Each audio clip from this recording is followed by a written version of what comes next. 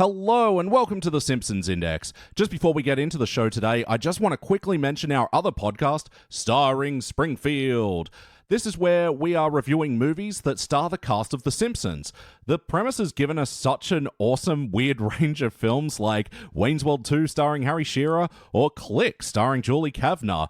It's a really cool way to see what The Simpsons cast are doing when they're not doing The Simpsons, you know?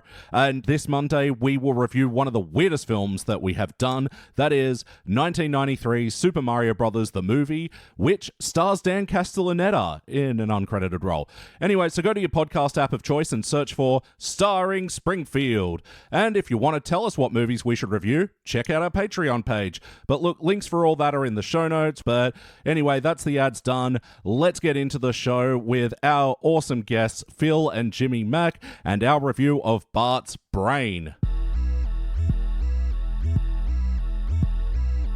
The Simpsons Index, an online spreadsheet that is also a podcast. This is the podcast. Coming to you from SideQuest Studios, a remote location on the road edition. Sure. This is the Simpsons Index, episode 283. Hello out there, I'm your host, Elliot Jay O'Neill, joined here as always, except when he's not by BT Calloway. Ahoy hoy, but secret location style. And returning champion, Philip Wolf. I'd tell you where I am, but I actually don't know. And long-time returning champion making his glorious return is Jimmy Mack. Oh, hi, everyone. Woo! Welcome back to the Index. Of course, this is the podcast that reviews Simpsons. We've reviewed so many episodes, so many.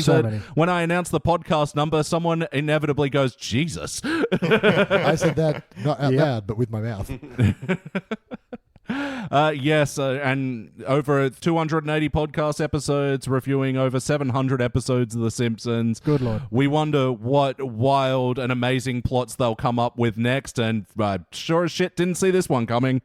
True, you can give it that. I did not see this coming. But before we hook into the episode review, Jimmy Mack, it has been a hot minute. We ask our returning champions, have you been keeping up with The Simpsons? Do you watch the new episodes, return to the classics? Where are you at with the show?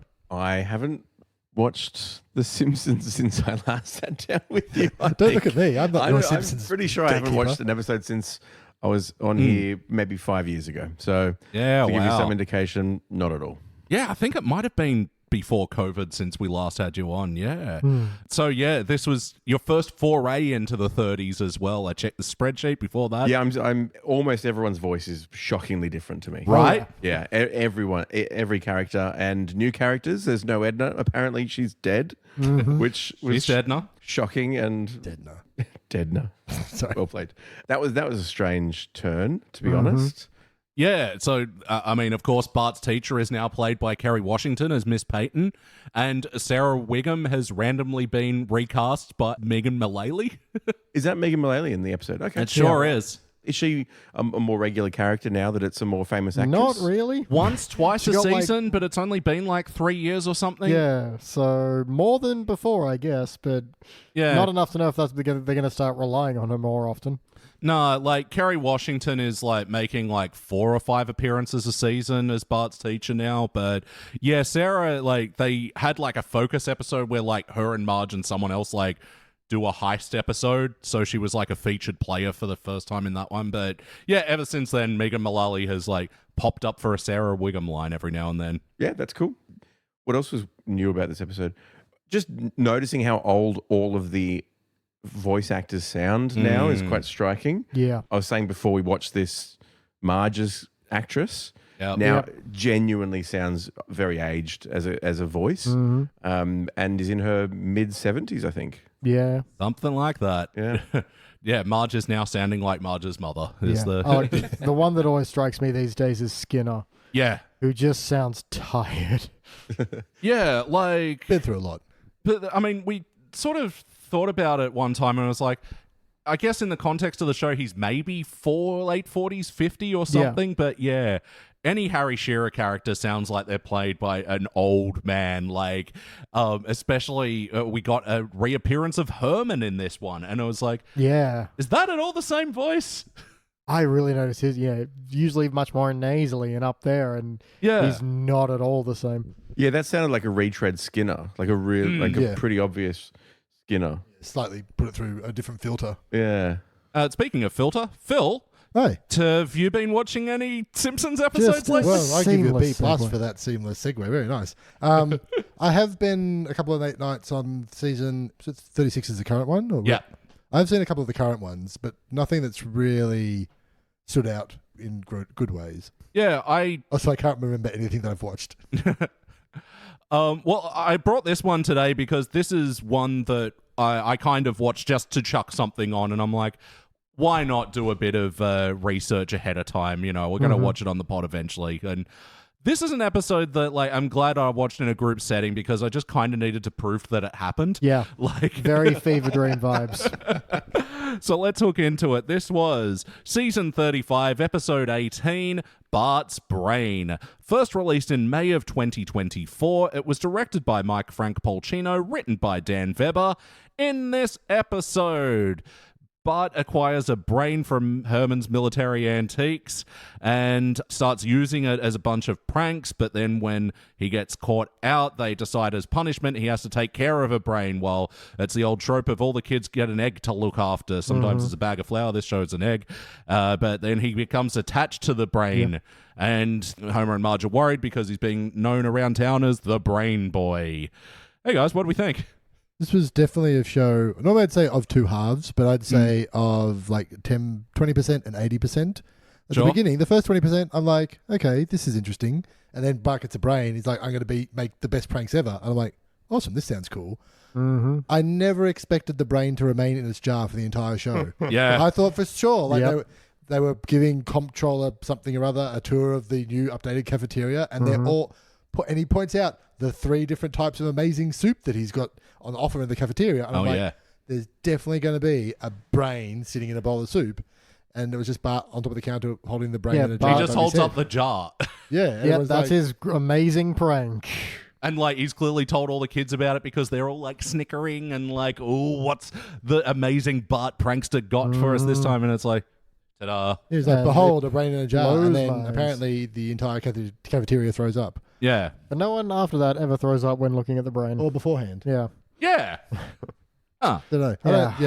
I thought when he got the brain, I was like, oh, we're in for some good hijinks. I thought he was going to do bits where he's going to, like, crash his skateboard and pop his brain out and roll it down the road. Like really cool stuff. But it was just literally walking around with a brain in the jar most of the time.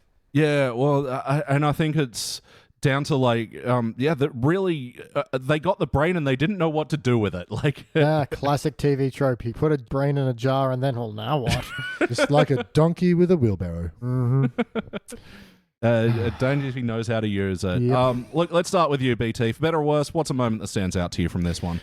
Look, most failure episodes we describe as causing some kind of anger, and then occasionally we do refer to the idea that sometimes something is so boring, even though it will technically be a participant that's easily worse. This is probably one of those. It's going to be hard to read any of my notes because I drew a massive down arrow through all of them.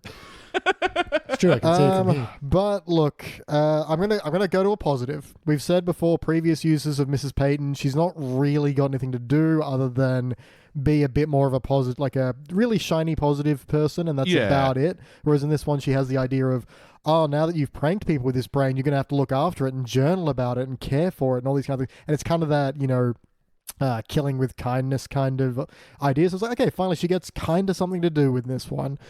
So that was something.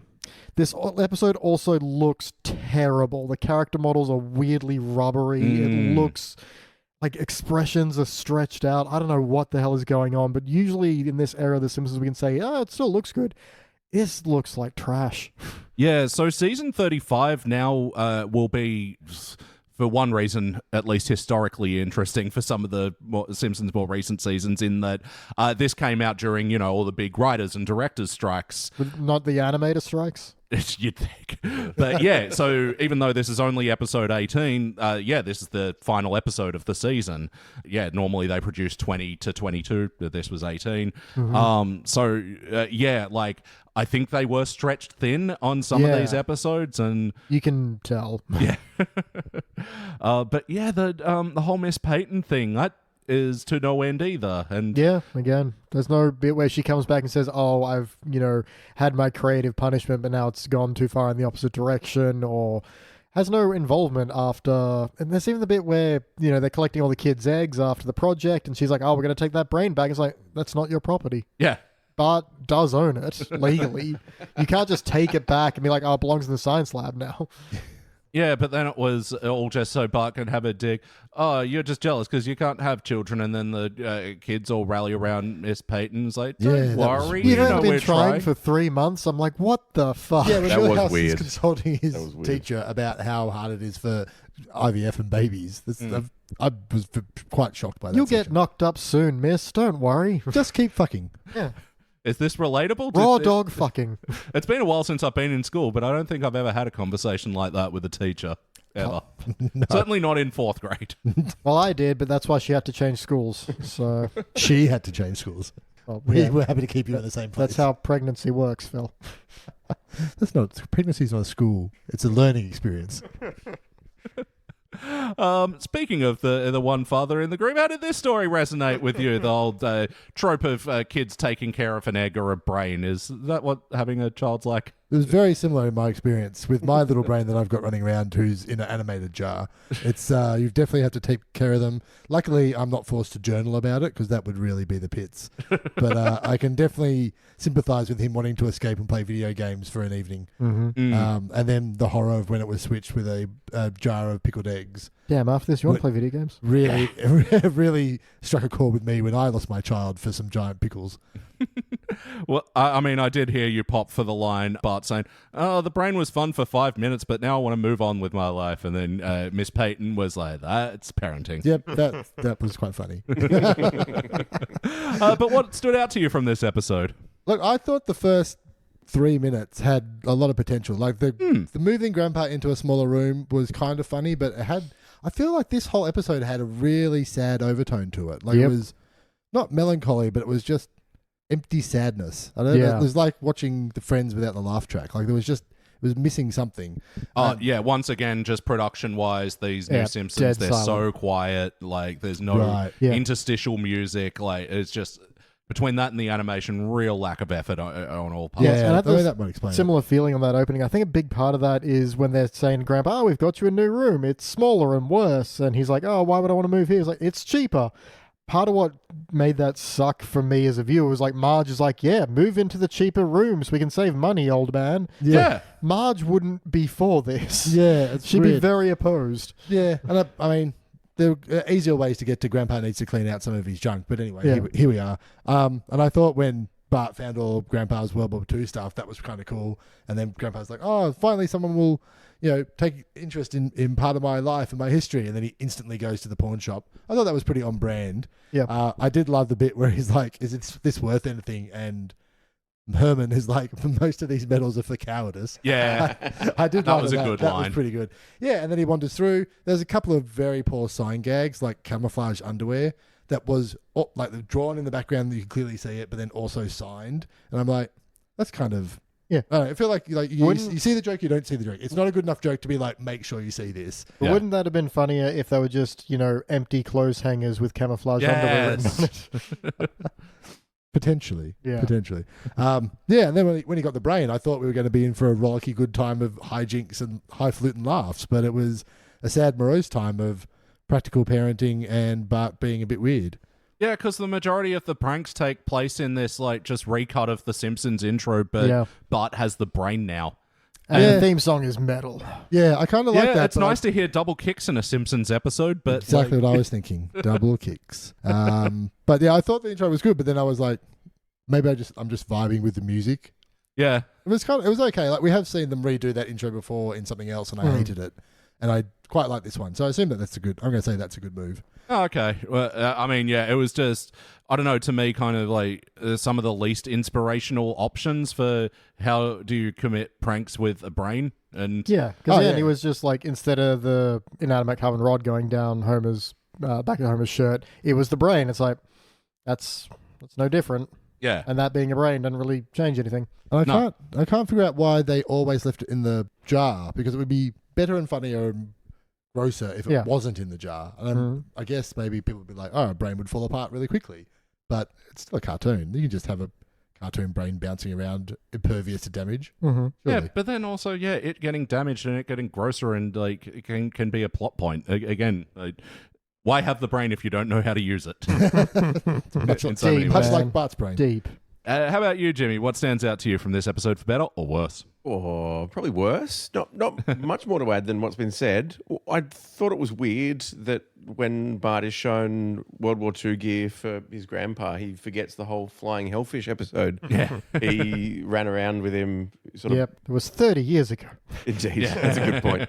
That was a bit of a lacking. It could have been just a flying hellfish tag in the chest, and we would all have connected it all up again. Bit of a boring ending. The whole idea that Bart becomes the weird kid in town and stops being cool and wacky and becomes sort of the town pariah has been done, from my recollection, a few times before. And it's like a fallback trope for them to beat up on Bart and have him get back to his wacky ways. I thought the brain going down the path at the end back to Springfield University picked up by You Frank. mean the Fast and the Furious ending? Yeah, exactly. Yeah, where They even did like the credits in the Fast and Furious font then and had a needle drop the music. See You Again by Wiz Khalifa featuring Charlie Puth. So it was I missed all of that. It's kind of a sweet little throw across there. I liked that. That was kind of nice. Overall, wasn't an overly funny episode. I think there are maybe 3 or 4 laughs for me in the whole thing. I had several moments in this as just like, we have not laughed since that opening 3 minutes. Like, again. Yeah, it just felt sad the whole time. And also it's like, for a whole episode where someone's carrying around a human brain, it was very unslapsticky. Like there was not, there wasn't much slapsticky or wackiness. Oh, I'm jumping ahead. Sorry, Elliot. Well, no, I mean, we're here. How about the wackiness? What wackiness is? That's what I say. Yeah, well, even like the montage of like, because I like this idea when Bart didn't care about the brain, he was like able to be a bit more careless with it, hence the intro recut montage. But then when it became a thing that he had to care about, then all of a sudden there was danger there. But yeah, there wasn't anything particularly funny about the when he was trying to protect it. It seems real. The whole episode seems to really be leaning on the idea that you think a brain in a jar is inherently funny. Because if you don't, there's nothing to it. And also gross. Yeah, and also gross. Because otherwise none of the pranks make any sense. Yeah, pranks in very heavy quotations. Yeah, that not a single prank among them. Like, are you telling me that no one in the writer's room thought that a bunch of 4-year-olds with a brain in a jar, one person would take a drink of the liquid? Yeah. And then like hallucinate or something. Or even just become smarter. And then he starts selling it to other nerd kids. Yeah, go through a little like montage of them thinking they're getting smarter, but then you cut back to reality and they're just lying on the floor twitching. Yeah. Or they're just slightly drunk from whatever formaldehyde does to you. I assume only good things. Yeah, but I mean, in wackiness, we also talk about the cartooniness. Do you reckon they used the cartoon space for anything effective or well? Marge was dishwashing a watermelon. That was strange. Yeah. Is this a joke? I don't know. They reference a couple of times that Bart has Red Bull pancakes. Yeah, that was weird. They pulled that out a couple of times. Oh, yeah, we get some Simpsons body horror with Marge being like, they go to church without Bart, and like, even though we're at church, it's the first time we can relax. And Marge is like, finally, my jaw can untense, and is like, Just unhinges her jaw, and it's sitting 3 times below what it should, and it's just, again, is this a joke?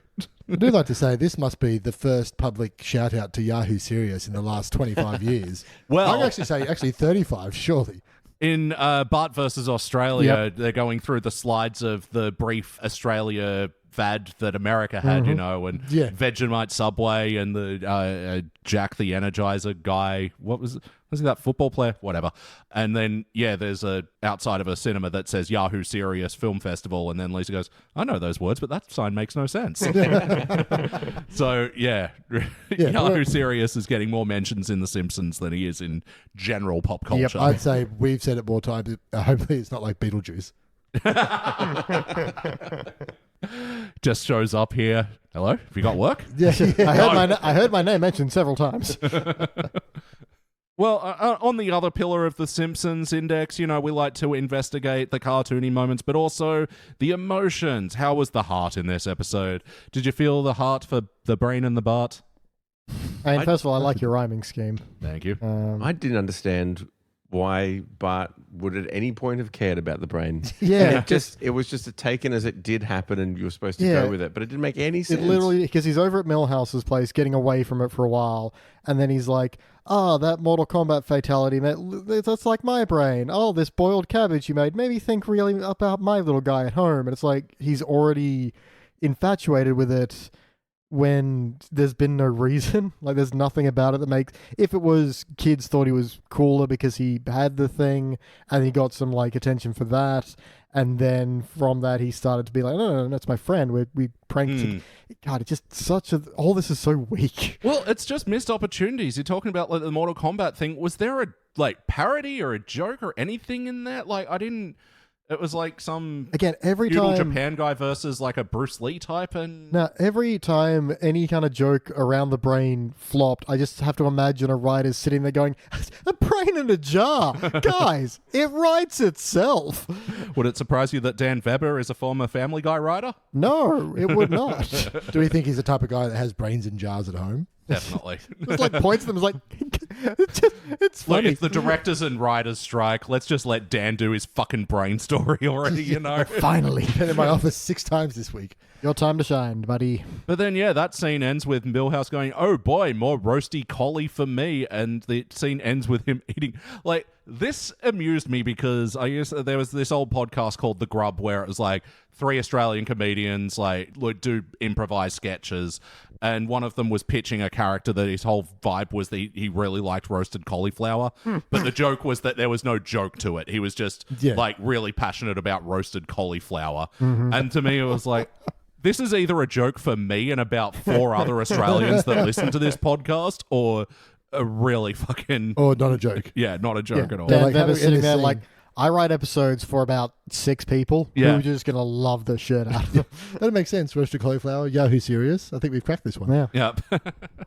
And you know, for one of what would be Pamela Hayden's one of her final outings as Milhouse, because recent news this week is she's decided to retire now and pass Hang up the glasses and awkward shoes. Do you think it's coincidence that this is one of her last episodes where she just tapped out? You know what, guys? I've been doing this for you guys for 35 years, but the brain and the roasted collie, you know what? I'm out. I told you, if you stopped caring, I'd stop working. Yeah, I told you, if you ever make me say the words roasted collie, I was going to leave. And here we are. It's in her rider.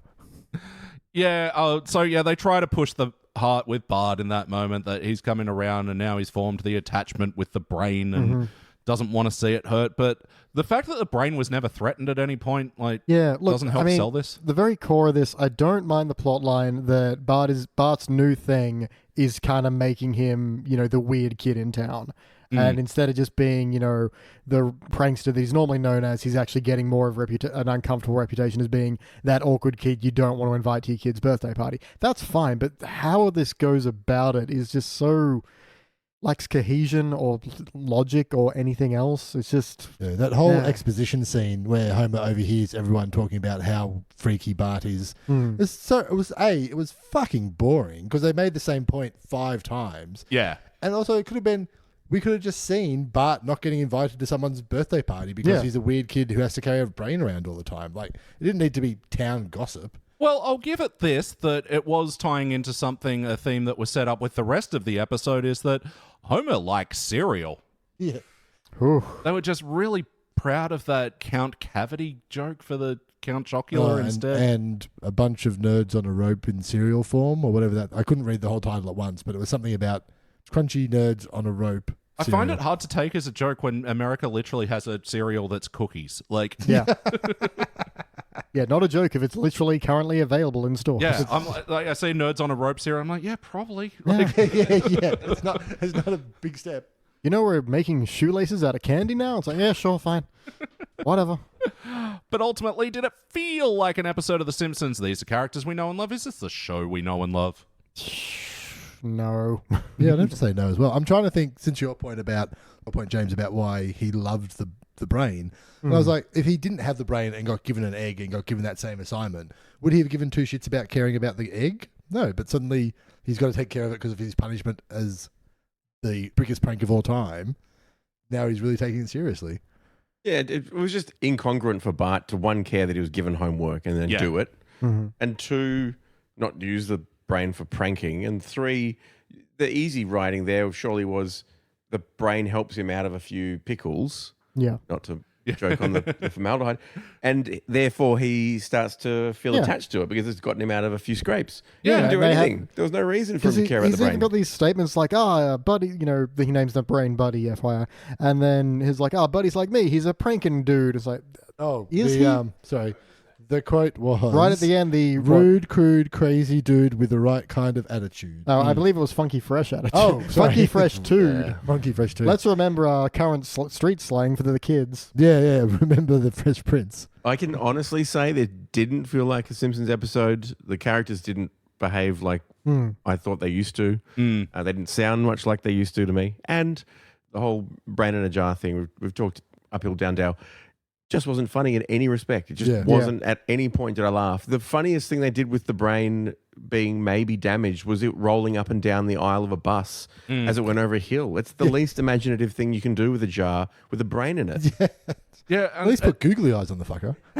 Well, and it feels like it sets up all these moments for potential comedy. Like we were saying, like, he doesn't care about the brain now. He does, like, or then Homer taking it to Moe's. Like, I'll give him that. There was a joke we popped for there where Homer comes back after his night at Moe's and Bart's like, "Where have you been?" And he's like, takes a cloth off the baby carriage and it's the jar of pickles from Moe's. And he's like, "Oh, sorry, I must have mixed them up. We were making them kiss." And I'm like, that was funny. That's good. 2 jars, we were making them kiss.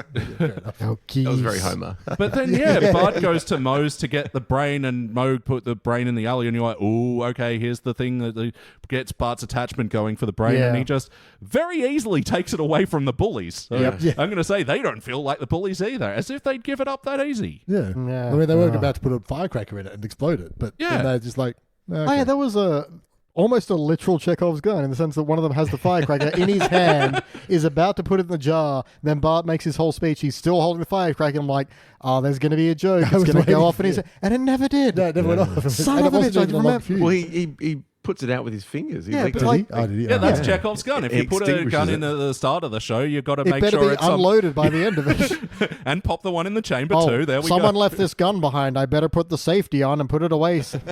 Let's report this to in the my authorities. gun safe. Chekhov's gun safety, that is. But yes or no, would you watch this one again? Good God, no. I could only imagine if I was like in a waiting room for a dentist's office would be the only place I'd enjoy watching this. If I was in the dentist's chair and needed Novocaine, this would do. Yeah, no, not even for money, no. What's a better Simpsons episode than this one that shares thematic elements? What's the one where Bart gets glasses and like big shoes and he becomes a nerd and, is ostracized for it, and that's a better vibe than this one? Oh, that's the Mindy episode. It's the B story to the Homer and Mindy episode. That one. Yeah. Fantastic episode. I feel like that's what this misses. Like, it doesn't have a B story, and there's not enough of an A story to make a whole B episode. story not standing for brain, Yeah. Even from the point of view of the brain, fine, something. Yeah, I think Bart is the kid on Ritalin. Mm-hmm. The Focusing. Yep. Yeah, when he sort of becomes like the weird kid in town. But again, those are behaviors that make sense, that make him the weird kid, that get him that reputation. And sure, it ends with he's stopping the surveillance by American baseball, but like... It's a climactic moment that happened after a story that built up to a big thing, like... Yeah, and ends with one of the Major League Baseball guys just picking up some paper from a destroyed satellite, putting it under his hat. Or who wants and to just looking around like, this dingers. is fun. Yeah. Dingers. Yeah, I reckon Bart the Mother as well, where he takes care of the bird eggs and finds out they're the Bolivian tree lizards. Yeah. God, that's so much better than this. But what would you like to change, BT? Virtually everything. We've covered a lot of it already, but have his initial prank, if nothing else, have his initial prank with the brain an actual prank. He literally just stands up in the cafeteria and says, I've got a brain in a jar. And that's like, we made such a good prank together. It's like, you really didn't. Because at least that would build some affection between him and the prop to some degree. But the fact that that's not there is just the first fundamental part where this falls flat on its face. If you want to have this episode and you have to have it be a brain in a jar for some reason, have him have a reason to care about the brain of anything. Maybe he's, there's a bit at the end where the label falls off the other label and says, he was actually a tax accountant or whatever. What's the first label that was on there? Did it say it was, That's it. That was just Herman's military. But have that instead say it's the brain of Major Kilgore or something like that. And that's fully a Herman move. Yeah, and he looks at him and is like, oh, he was a really cool army guy who pulled a lot of pranks in his unit, but then ended up saving the day or something. And at least then there's a connection between who this person in the jar used to be and Bart's idea of it. Maybe he even has like, a dream where that the ghost of that person visits him and is like, hey, if you're going to carry my brain around, you better do some awesome shit with it. Anything to make him care about it, because there's no reason for him to. Especially if he's led to believe that's who it is, then his idea and dream version of that, like, there's something to be disappointed by finding out it's accountant. Like, yeah, because he just finds out, oh, it's not the guy I thought it was. Like, why did you think it was your rude, crude, pranking dude to begin with? Like, there's nothing that even spurred that on. How about you, Phil? What would you change? I think I would agree with BT and say that make the first prank a good prank, but then I would, instead of him getting punished for it, I would get him to be like he has a air of celebrity about him, and it becomes like his new thing, and he's almost becomes a secondary to the brain, and so he has like an elevated social status of being cool because he's got this brain, because he's willing to go to such extreme pranks or something. Yeah, and then he has a reason to like the brain or care about it because it's giving him this elevated status of being a cool guy, and then maybe damaged, something, maybe, and then he kind of goes, oh, maybe I like the brain for who it is, not what it does for me. Really stretching that metaphor here, but I think get him to do more pranks with it, give those pranks to get him popular and famous, and then he can start caring about it because it's a tool that he uses and he likes it, and then he likes it. But then, even then, and then I would just destroy the whole last 10 minutes because it was boring as shit. You can find out it belongs to someone. I don't know if, what was his name? Herman, Melman, who's the accountant's name? Herman. Corbin, Melman, boring pants. Is that a real person? Like, it was dedicated to Corbin. Dedicated Buddy. Buddy. I think they're doing a riff on the whole Paul Walker thing. Oh, right. Okay. I kind of thought like if someone in the writer's room had died and everyone was sad and they wrote this episode as a tribute to him, maybe that would explain why it was such a terrible episode, because everyone was sad and off key. But otherwise, I haven't seen enough Fast and Furious to get all the links in the end. So I was just... You mean you haven't seen all 10? I think I've seen one.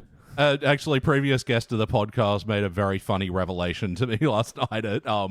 David Malloy mentioned that the only Fast and Furious movie he watched was Tokyo Drift. And I'm like, that's just an excellent bit. You cannot see another one. You have to keep... that has to be your thing. I mean, I believe it's the first one chronologically, is it not? All right. I don't know. Actually, no, I don't think it is. I have no idea. How about you, James? What would you like to change? I would have perhaps a different way of getting to the same, I think, conclusion. For me, would have been have Bart resent being given the homework journal, hate the brain, but have a week of funny antics where the brain happens to be his savior. It stops a door from closing that would have locked him out, or whatever the hijinks is up to, the brain accidentally helps him out of it, and he comes to actually think, hey, maybe the brain is looking after me. Maybe the brain's a real person still doing something. And that would even check out later when you find out that the brain belongs to a sensible accountant. All accountants listening, please don't take offense. But you could have like tied all those ideas together and made it something interesting. As it was, it just, none of it worked for me. The bit at the end wasn't sad. I didn't care at any point about the brain. No, and then it's just this weird extra tacked on thing that, like, when it rolls up to the university, Frank's like, oh my God, I've been missing you. And it's like, oh, you have? How did you lose the brain? Like, you never found out why the brain got to Sherman's store, Melman's, Herman's. How do you lose a brain in a jar? It just didn't, none of it worked. No, bad episode. No, I mean, that's it. I think there is very little to salvage here, but I think, keeping the brain in the jar is one of the biggest downfalls. Like, I think, having the pranks involve the brain in some way is so necessary to this thing. And I don't know, just like as a first idea pitch is just, have the brain get damaged. Lisa does her old, this was a person, maybe you should care. And like, that can like still involve the whole... Bart has to look after it as part of the school project thing. Just come up with more creative pranks and more because again, I like that contrast of when he didn't care about it, he was able to be flippant with it and it did okay, but then maybe he does one prank where a chunk goes and then, or maybe it starts decomposing or something. Again, these are gross ideas, and I think it stems from the fact that maybe you shouldn't write an episode that hinges around the plot point of a brain in a jar. It's time for our final notes. Now it's time for our final notes. Everyone's final notes. Jimmy, we'll start with you. Do you have any final notes? No, it's all been covered. Wonderful. Phil?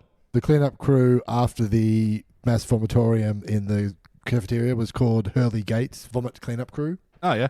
I thought that was okay. There was a duplicate sign gag of like now live school, just like online school, but at school. And then now live church, just like online church, but at church. Oh, there was another one with that because they were at Luigi's and it said just like DoorDash, but in a restaurant. Ah, right. So obviously someone had one good gag and they thought they just used 3 times. Maybe this is just a victim of the writer's strikes, whereas like it was draft 1 and then everyone had to quit or like pick it. And then they just were like, someone snuck into the writer's room, took the thing off the top page and like, haha, I'll show you writer's strike. Yeah, it came off a bit old man writing, like as well when Bart has to go, we're going to go watch reaction videos of reaction videos. It's like, okay, Weber, okay. Yeah. I like Mo, when Homer walked into the bar with the brain in the jar, Mo says, Homer, I'm sorry, I'm not accepting organs as payment anymore. When he names Buddy, he's like, you can be called Buddy because you're my buddy. And that's all I want to stop thinking about this now. Yeah. And you're like, but you're the reason you started thinking about this. Like you're caring about the brain now. Yeah, like, you're caring about to give it a name and then you instantly don't want to. I feel like that's kind of like the crux of this whole episode is like you've set up a thing and then immediately dismiss it as kind of trying to be funny, but it was just boring the whole time and didn't make any sense. Yeah, that's the problem. If you're doing it throughout the entire episode and if you've been doing it throughout the last, say, 25 years of the show, yeah. Yeah, I found Luigi the Italian chef to be really off-putting animation. Again, just another dumb scene. Like, yeah, just unnecessary. Putting them in the freezer for dinner? That whole thing didn't have to happen. No. Not the easiest way to show someone's become the weirdo in town. Also, sorry, I'll just jump back in, but the finale happening in the church made no sense. Like it just, and then in comes Bart. The family has a big chat. No one from the church says a word during the entire thing while the Simpsons, resolve another family crisis. Yeah. It just was really strange. Where was the Reverend to say something about all this? Yeah. No, it's just supremely odd. Like, and yeah, to have Luigi, like, he was like weirdly upset, and like, it's another thing. You can solve it in a line of, oh, I don't need another D from the health inspector. You know, like it's just he weirdly sound panicked and upset. Like I don't know, it was just odd. Yeah, guys, it's a brain in a jar. It's comedy gold. And I kind of felt like it was weird that like nobody even, but especially not Lisa, pointed out that it was once a person and should have any kind of respect given to it. It was just instantly a gross gag in a jar, and that was it. I don't know. Yeah, it feels very first drafty. And BT. Let's see. There's a bit where when Bart's walking through Herman's military antiques, he's like, wow, a comic on VD. Why would you need a comic about Valentine's Day? Yeah, we popped for that. Yeah, that was decent. There's kind of a bit I like where Homer's just like, Marge is like, Bart's going to be the town weirdo. And Homer's like, weirdos aren't what they used to be. They're building our computers or something. Yeah. It was all right. Although there's a confusing line where Homer says back to Marge, I think at that point, I'm like, you were worried about everything, especially when you're worried about Lisa going to hell because she's a vegetarian. I'm like, what? Yeah, and then Marge said, I'm still worried about that. Yeah, that was just confusing. And then, of course, there's a reference to Professor Pocketpool. That was... Pocket Pool? Double O or U? Double O. And the reference, I believe, was him touching his genitals through his pocket.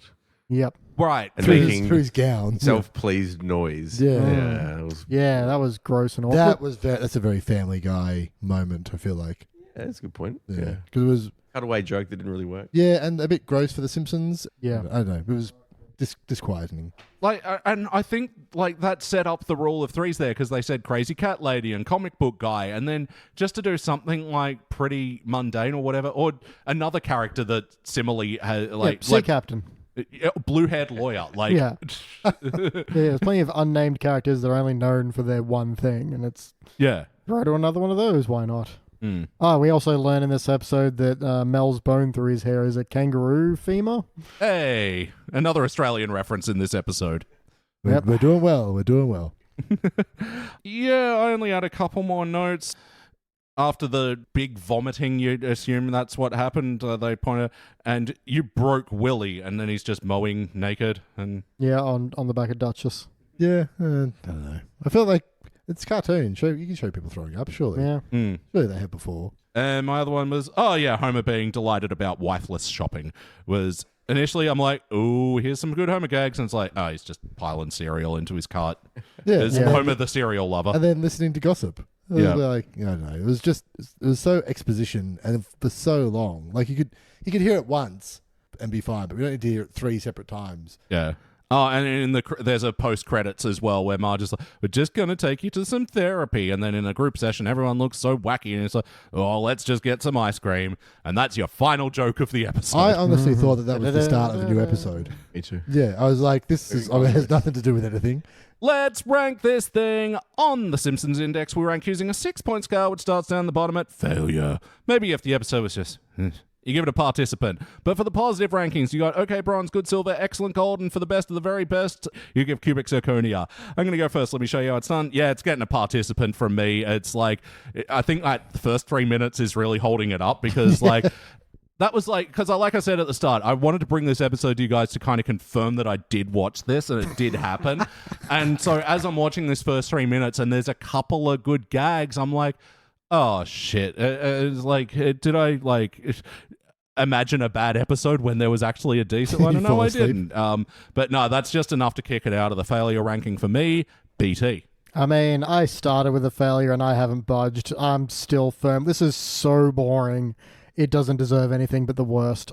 So, the Fast and the Furious did a better sentimental send-off of a character than why parody something that was genuine. Yeah. It's just boring, and if it's not boring, it's just stupid.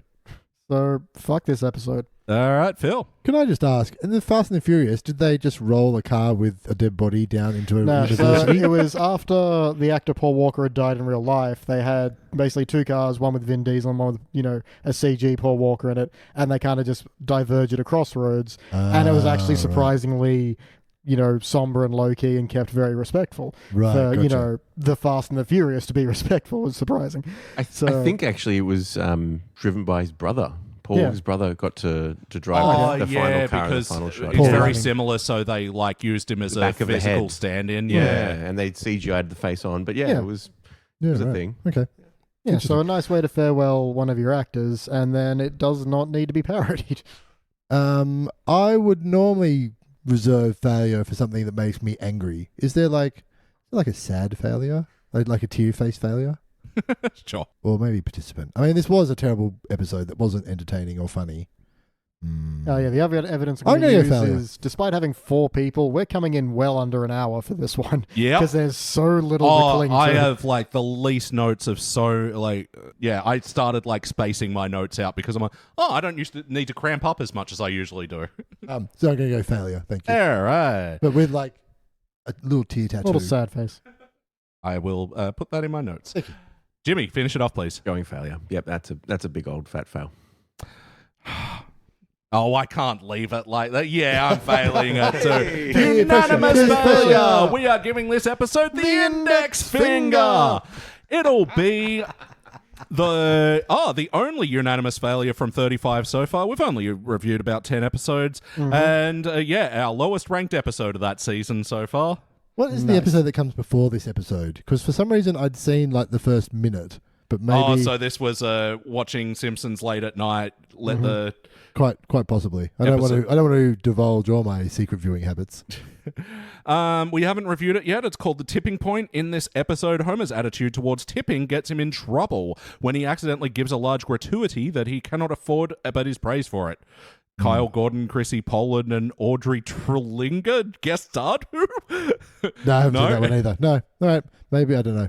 Coming to a future Simpsons index. Guys, thank you so much for joining us for the podcast this evening. Pleasure. Always fun to chill out in the SideQuest studio, on the road studio.